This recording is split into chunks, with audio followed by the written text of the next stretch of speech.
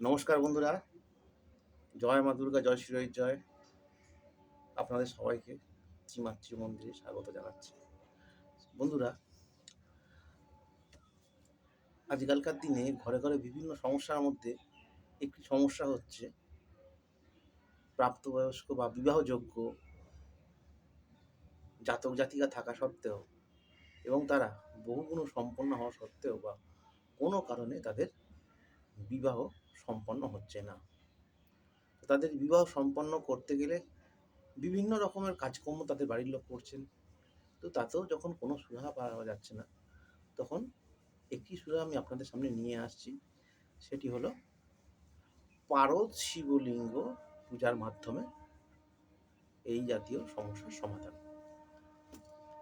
পারদ শিবলিঙ্গের পূজা যদি কোনো জাতক জাতিকা টানা 21 দিন করে, বিশেষত সোমবার, বৃহস্পতিবার প্রাণ প্রতিষ্ঠার মাধ্যমে এবং যথারীতি পঞ্চ উপাচার দ্বারা, তাহলে কিন্তু তারা এই বিবাহ বাধা নিবারণের ক্ষেত্রে উপকার লাভ করতে পারবে। কি করবেন তারা? সোমবার বা বৃহস্পতিবার দিনকে বাড়ির কোনো পবিত্র স্থানে বা বাড়িতে ঠাকুর ঘরে ফুল, ধূপ, দুধ, দই, নৈবেদ্য ইত্যাদি সমাহারে পঞ্চামৃত দ্বারা শিবলিঙ্গকে স্নান করিয়ে বিল্বপত্র এবং আকন্দ মালা দ্বারা ওনার পুজো করিয়ে রুদ্রাক্ষর মালা পরিয়ে 108 বার শিব নামে জপ করে নিজের যাবতীয় সমস্যার কথা ওনার কাছে নিবেদন করুন। 21 দিনের মাথায় দেখবেন ফল পেতে শুরু করেছেন। কি বলতে হবে,